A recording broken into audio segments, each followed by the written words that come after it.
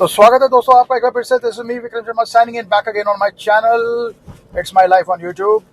तो भाई नया दिन नई शुरुआत। मैं यार अभी दिल्ली आया हुआ था भाई कुछ काम से यार, 45 किलोमीटर अपने घर से दूर। और वो काम खत्म हो गया है। सिर्फ आधे घंटे का काम था जिसके लिए मुझे 90 किलोमीटर गाड़ी चलानी पड़ गई यार। और काम खत्म करके अभी मैं निकल पड़ा हूँ वापसी तो नहीं, अभी मैं अपने एक दोस्त के यहाँ जा रहा हूँ। उसके यहाँ मीटिंग है एक छोटी सी, उस मीटिंग को करेंगे और कुछ नई चीज़ें डेवलप शायद हो जाएं। और उसके बाद फिर अपन जो है आगे की कहानी करते हैं यार। और आज का नया टॉपिक क्या होने वाला है वो अभी मैंने सोचा नहीं है। अभी शायद कुछ ऐसे घूमते फिरते कुछ हवा में तैरते हुए कुछ टॉपिक्स और इश्यूज नज़र आते हैं जो कि हमारे मिडिल क्लास को लेके बहुत ज़्यादा इम्पैक्ट करते हैं, तो उसी पे बात करेंगे। तो फिलहाल सड़कों का हाल देख लीजिए दिल्ली का क्या है। मेट्रो जा रही है सामने से और सड़कें देख लीजिए। तो भाई ट्रैफिक तो माशाल्लाह हमेशा की तरह से ट्रैफिक ही है। तो भाइयों ये ट्रैफिक तो वैसे मूविंग है। मैं आ गया हूँ पीरागढ़ी की तरफ और पश्चिम विहार आ रहा है, मुझे वहीं पे जाना है अपने किसी एक फ्रेंड के पास। ट्रैफिक तो मूविंग है, स्लो है। यहाँ पे जनरली बहुत ज़्यादा ट्रैफिक जैम होता है पर लकीली आज मूविंग है यार थोड़ा सा। तो थैंक्स टू माई किस्मत टुडे। तो चलो चलते हैं दोस्त के भाई के पास, उससे बात करता हूँ, पूछता हूँ कि भाई तेरा ऑफिस कहाँ है, मुझे लोकेशन भेज, क्योंकि उसने चेंज किया और मैं भी फर्स्ट टाइम जा रहा हूँ उसके पास। तो चलो यार बने रहो मेरे साथ, टॉपिक पे भी सोचते हैं किस बारे में बात की जाए यार। तो भाई अभी अपन गुड़गांव हाईवे पे आ गए हैं और वही यार same old story, traffic traffic traffic. Anyways सड़कों को ज़्यादा ना खींचते हुए आज के टॉपिक पे आते हैं सीधा। तो भाई आज का टॉपिक है, मैं वही सोच रहा था यार कि अभी मैं थोड़ी देर पहले कह रहा था कि यार इतनी धूप हो रही है, इतनी गर्मी हो रही है, कल बारिश हुई। तो उत्तराखंड में जो आजकल चल रहा है यार, बादल फट गया यार, क्या है ये बादल फट गया, बादल क्यों फटता है यार। भाई हॉर्न बजा रहा है बड़ी जोर की, पता नहीं इसको कहाँ जाना है, उड़ के कहाँ जाएगा वकील साहब। लोगों को दिक्कत है यार बड़ी ना, ईगो प्रॉब्लम बहुत है, जबरदस्ती का हॉर्न बाजी। Anyways coming back to the main point कि बादल फट गया भाई, फट गया तो फट गया यार, क्यों फटा, पर ये सोचने वाली बात है। तो भाई बादल फटना एक बहुत ही सीरियस मैटर वाली बात है, बहुत सारी बारिश एक साथ हो जाती है। तो बादल फटने से पहले बारिश और मूसलाधार बारिश को समझते हैं क्या यार। नॉर्मल बारिश हो रही है, चलो यार 5 mm हो गई, 4 mm हो गई, 1 घंटे में 2 घंटे में तो समझ में आता है यार, ये तो हुई आपकी नॉर्मल बारिश। मूसलाधार बारिश हो गई, चलो जी 1 सेंटीमीटर 2 सेंटीमीटर हो गई, ये हो गई मूसलाधार बारिश। 3 सेंटीमीटर हो गई, 4 सेंटीमीटर हो गई एक छोटे से एरिया में 1-1.5 घंटे में, ये तो हो गई भाई मूसलाधार बारिश। बादल फटना जो मीटेरोलॉजिकल डिपार्टमेंट है उसकी डेफिनेशन के हिसाब से कि आपके किलोमीटर 1.5 किलोमीटर के रेडियस के एरिया में जब आपकी एकदम से बारिश होती है 10 सेंटीमीटर एंड अबव, उसको कहते हैं बादल फटना। आप सोचो कि आपने एक ही जगह पे, आपने छोटे से एरिया पे आपने साल भर से ज़्यादा बारिश कर दी और एकदम जोरदार बारिश कर दी और एक ही फ्लो में और एक ही एरिया में कॉन्सेंट्रेटेड बारिश हो गई, यानी 1 किलोमीटर के एरिया में 10 सेंटीमीटर से ऊपर की बारिश अगर हो जाए तो उसको कहते हैं बादल फटना। और नॉर्मली जो बादल फटता है यार, वो प्रोसेस जो होता है ना, ये पहाड़ों से रिलेटेड होता है यार। अब होता क्या यार, मानसून जो हमारा बनता है वो जून के पहले हफ्ते में बनना शुरू हो जाता है। आप जब साउथ से देखोगे ना तो हमारा मानसून जो है, एक तो जो मानसून वाले जो बादल होते हैं वो मानसून मूव करता है फ्रॉम साउथ टू नॉर्थ, मतलब वो नॉर्थ वेस्ट से होता हुआ वो 2 दिशाओं में बढ़ जाता है यार। एक तो जाता है वो आपकी अरेबियन सी से होता हुआ, बॉम्बे होता हुआ नॉर्थ में चले जाता है, और दूसरा जाता है आपका बे ऑफ बंगाल से होता हुआ, कैलकाटा होता हुआ और बिहार होता हुआ, फिर आगे ऊपर आपका नेपाल साइड पे चले जाता है यार। और होते होते वो नेपाल से घूमता हुआ इस तरफ आ जाता है अपने उत्तराखंड की तरफ, हिमालय की तरफ।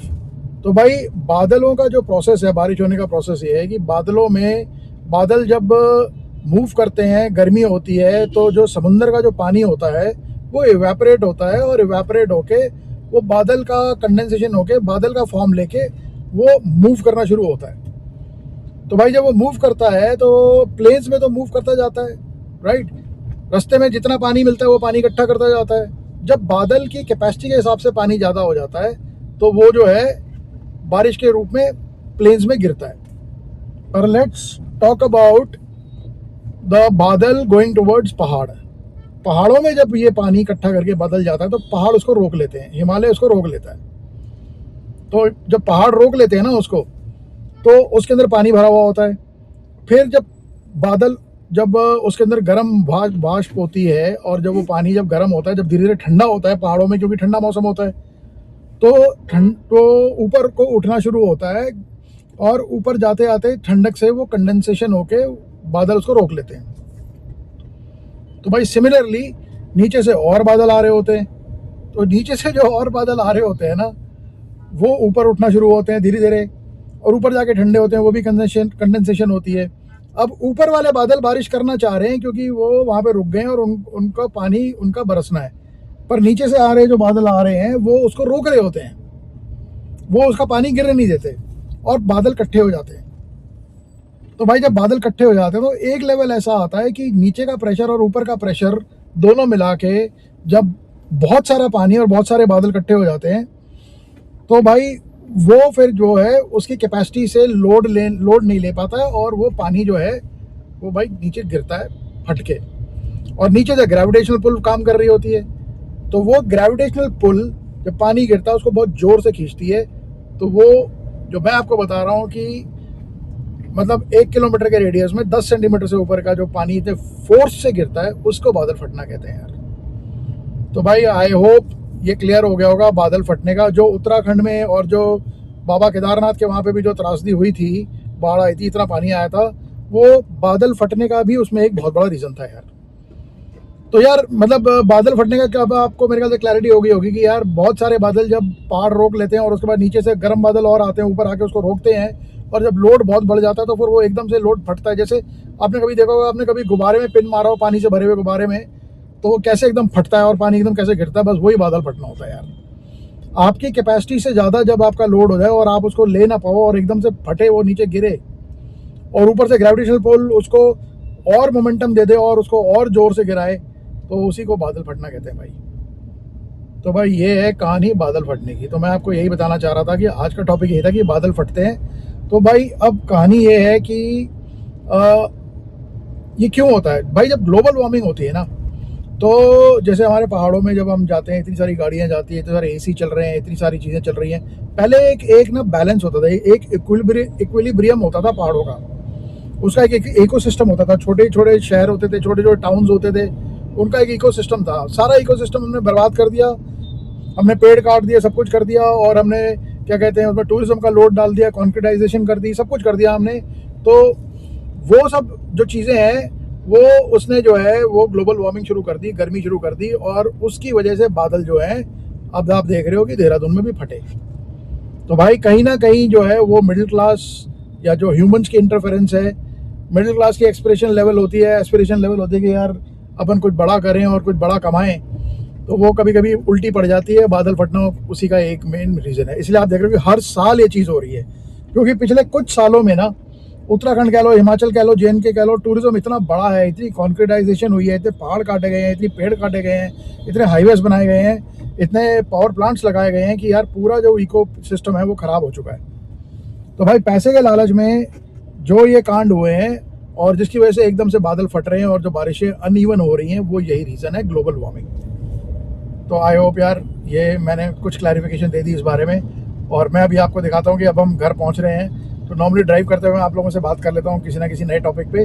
तो वैसे बादल फटने का रोकने का तरीका बड़ा सिंपल सा है यार, कि नेचर को उसकी ओरिजिनल स्टेट में वापस लेके आओ, पेड़ लगाओ, और पहाड़ों पे लोड कम डालो, कम जाओ, जितना ज़रूरी है उतना ही जाओ, ऑफ सीजन में जाओ, ये सारी चीज़ें जो हैं, पॉल्यूशन कम करो, कचरा कम फैलाओ, ये सारी चीज़ें जो हैं, ये सब जो हैं बादल फटने के रीज़न को रोकेंगी यार आगे, और आगे एक बड़ा हेल्दी इक्विलिब्रियम बनेगा।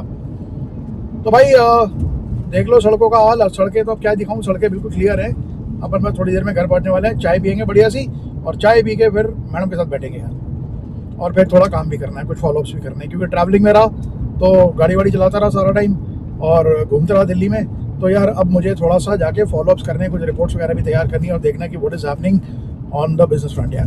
चलो फिर करते हैं, थोड़ी देर में दोबारा रूबरू होते हैं घर पहुँच के आपसे। तो भाइयों अपने घर आ गए हैं और आज का अपन ब्लॉग यहीं पे खत्म करते हैं, with a promise to come back again tomorrow with a new blog on my channel it's my life on YouTube. तो बने रहो दोस्तों और सपोर्ट करो, and please do like, share, comment and subscribe my channel on YouTube. Thank you, bye bye, until tomorrow my next blog, bye bye. telling me stop, seeing me, it's my life. It's my life.